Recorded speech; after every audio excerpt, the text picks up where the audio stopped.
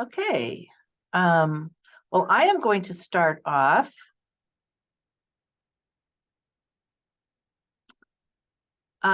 with our, we have two subjects or topics that we're going to talk about tonight. One is at the very beginning of the season like this, how to help your team choose which of the challenges they're going to do. Now, obviously, if you're Rising Stars, you just have the one challenge that you can do this year, the early learning challenge. But for everybody from third grade through high school, you have a choice of a variety of challenges. And so we're going to talk a little bit about how to use the roadmap to the resources that you have from DI to go about helping the team choose a challenge.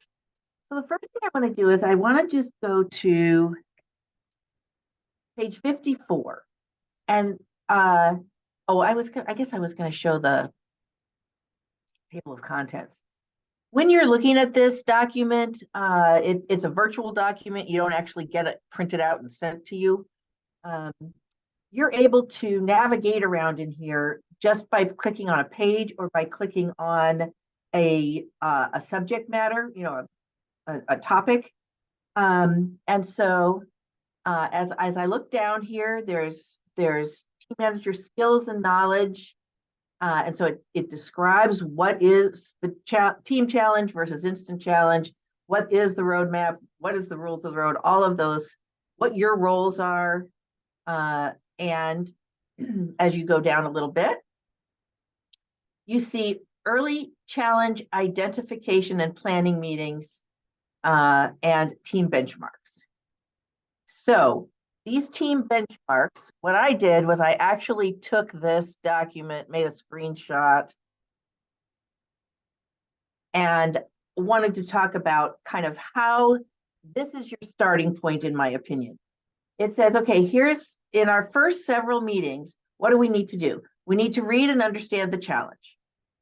Then we're going to look at the challenge requirements identification worksheet so that a team can really kind of delve in to what it is they have to do. And there's also this really kind of cool chart in the project management area, which is a planning chart.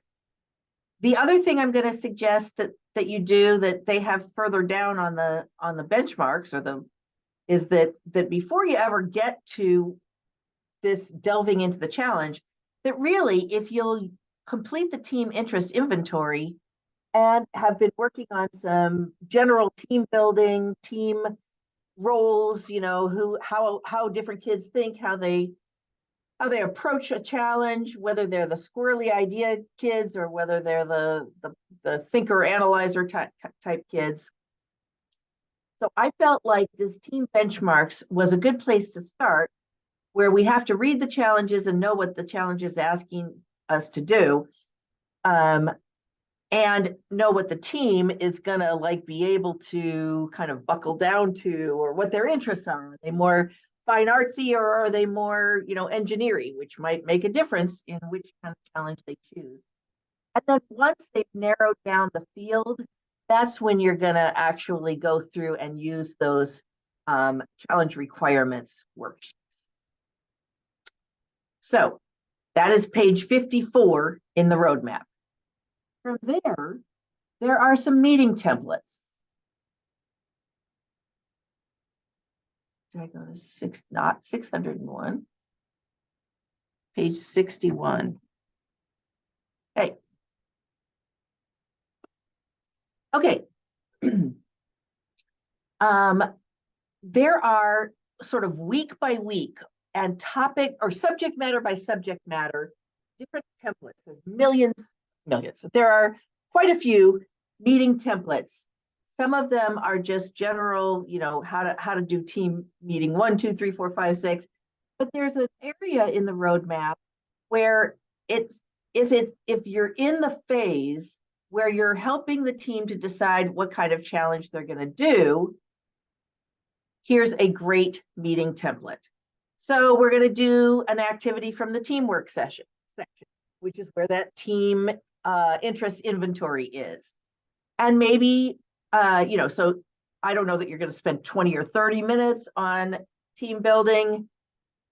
Maybe do a fun instant challenge, although if you were there last week, I suggested that really what you do is also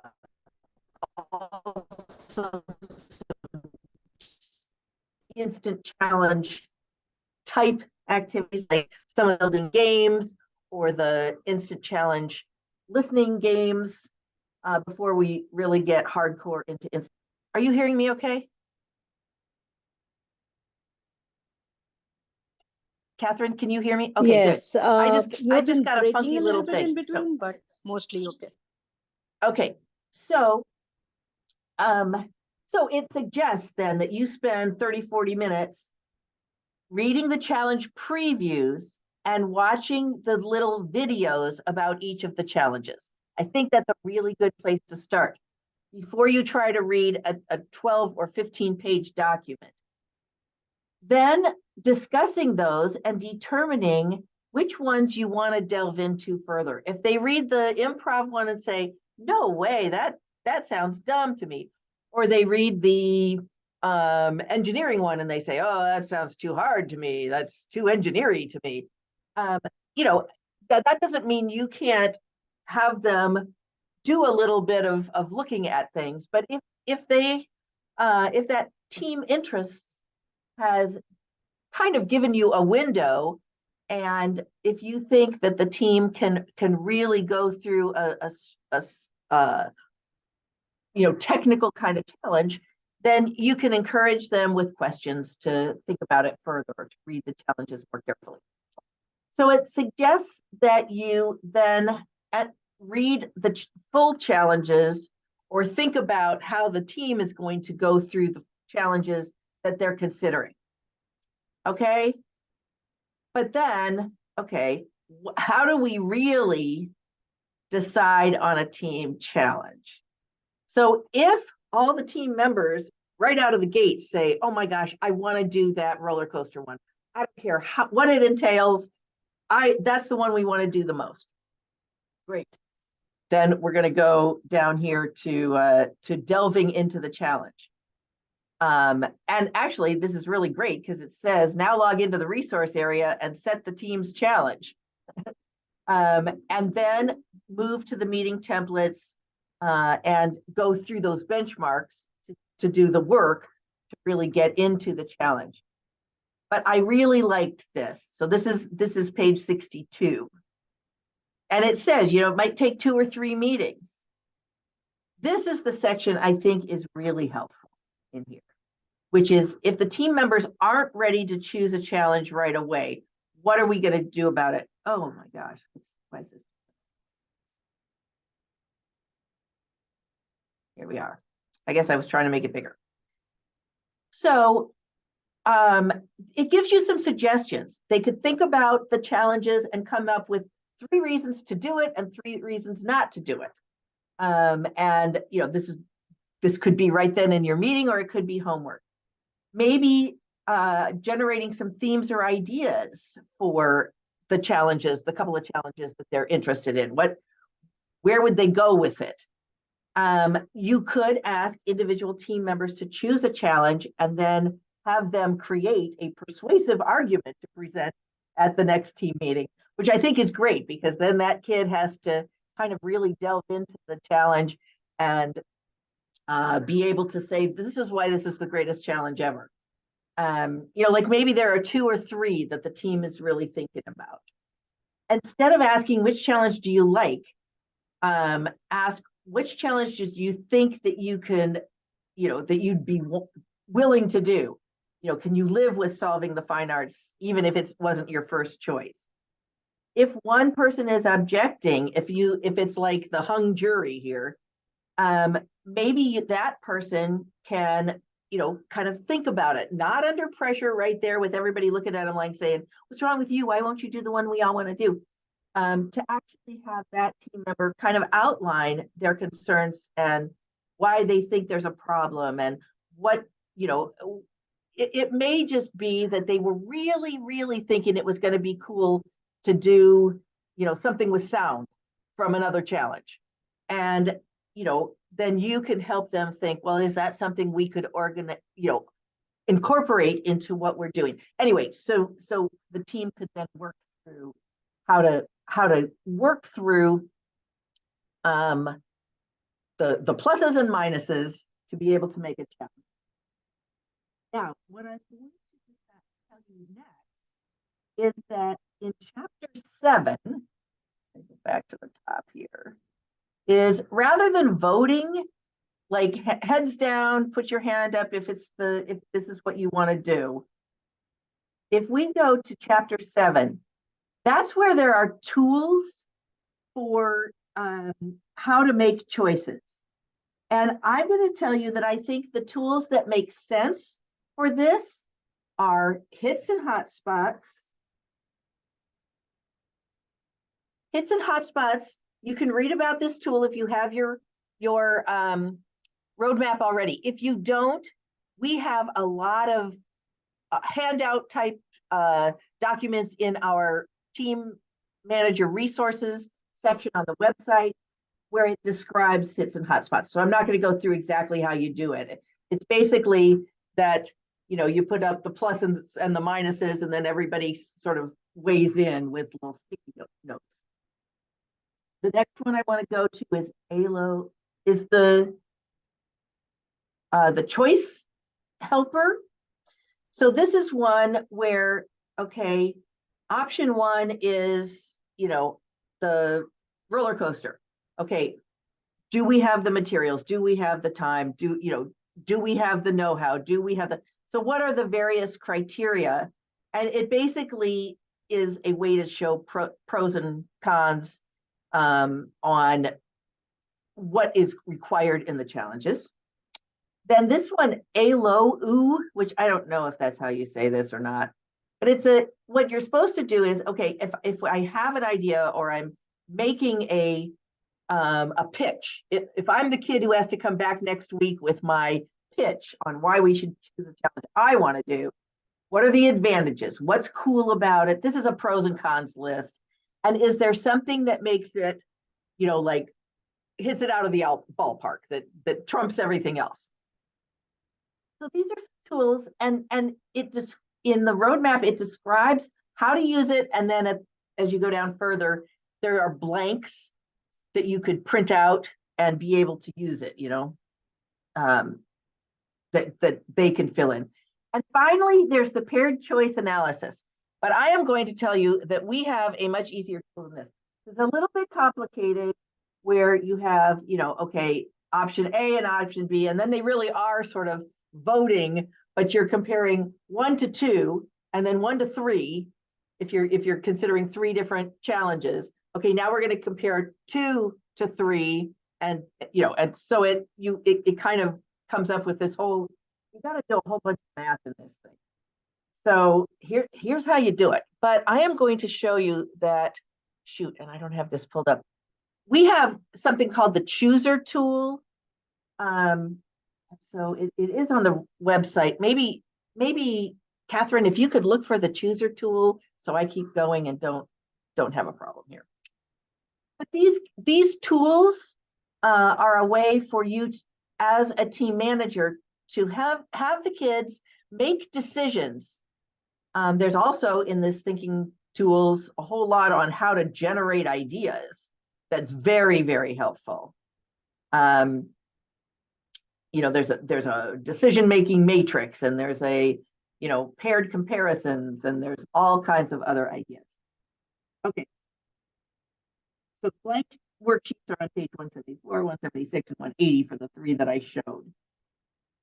Okay, and now finally, once the team has made it's, narrowed down and made the choices as a team, then there's a little bit of my suggestion is that there's a little bit of a coming together as a group, and I know you didn't get everything that you wanted, because you wanted to do that challenge.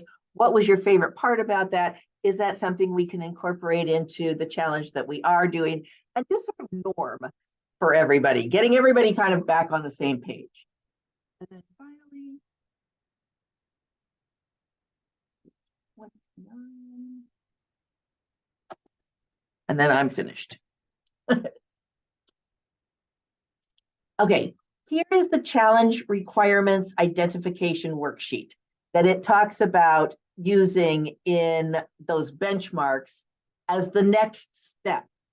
And this is making sure that before you actually go on to the website and say, we are doing the roller coaster challenge, and you get started on it, you work on it for 3 or 4 weeks, and then you realize, or the team realizes, there is no freaking way that we are going to be able to do everything that we have to do in the time that we have. We should have picked something easier.